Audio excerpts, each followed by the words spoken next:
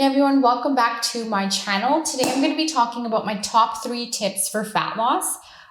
So as you know from my Instagram, I did have a baby about 2 years ago via C-section. I have less body fat than I did before I got pregnant. And a little bit of background information. I have been active. I was lifting weights before and during my pregnancy. So I just want to talk about how I lost the fat after giving birth. Especially since I got lower body fat percentage than I did before pregnancy. And this is also one of the questions I get asked a lot on my Instagram, so I thought I'd address it here. Another important thing I want to say is where you hold body fat is largely due to genetics, and you can't really target a specific area that you want to reduce body fat in. It's just that's your genetics, so you can't really change that.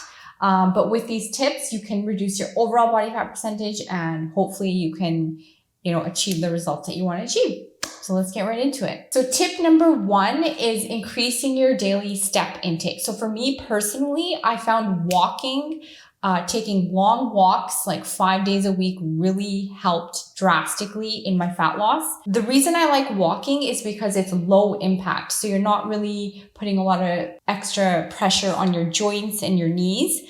It's very low impact.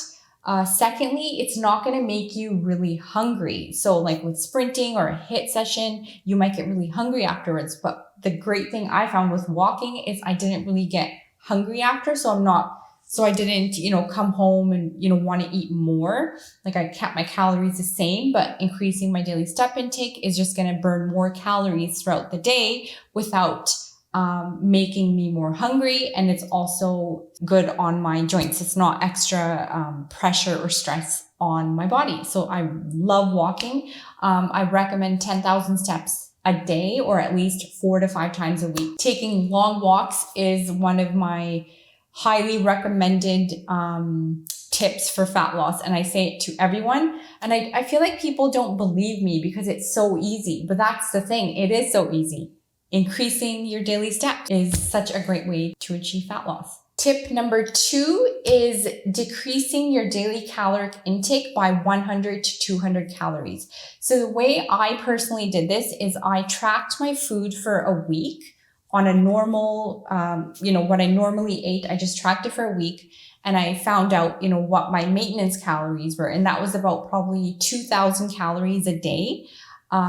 Is what I need to just stay the weight that I was. So what I did was I reduced my calories by 200 per day. Coupled that with walking and weight training, that really helped in my fat loss journey because you need to be in a caloric deficit to achieve fat loss. I don't believe in drastically cutting your calories. So I do not believe in, going more than 200 calories a day. You want it to be sustainable. You want it to be a lifestyle that you can actually live for the rest of your life, right? So definitely do not cut your calories by more than 200 a day. And the way I tracked this was on MyFitnessPal. So on MyFitnessPal, you can input all your food in there and it has the calories already built into so many different types of food. So I found it really, really easy to track my food and stay in that 1,800 calories a day. And tracking with MyFitnessPal really, really helped in achieving my goals because it helped me ensure that I was in a caloric deficit every day. It's so easy to,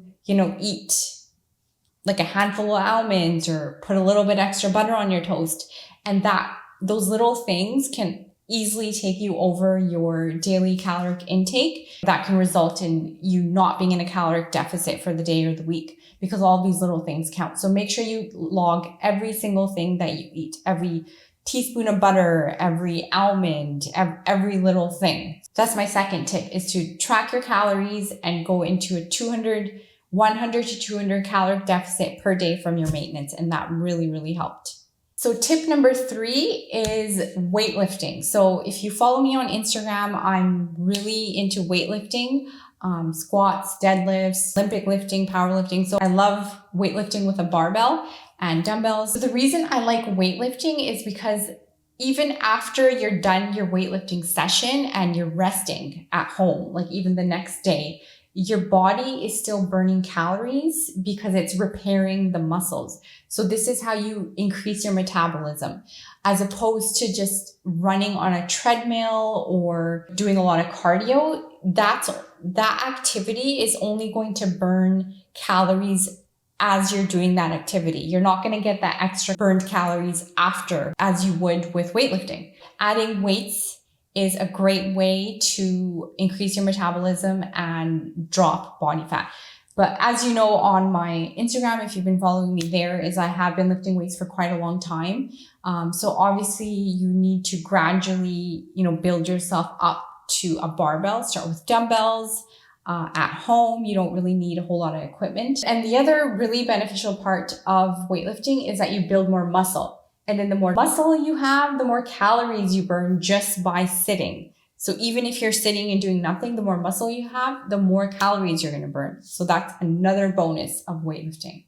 Thank you guys so much for watching my video. I hope this helps you, and I hope this answers some of the questions I've been getting on Instagram. I will make another video going into more detail of each step, but this is just an overall discussion of my top 3 tips. And if you want to follow me on Instagram, you can follow me at Core Strength. And don't forget to like this video and subscribe to my channel. And I'll see you guys next time. Thank you so much for watching. Bye.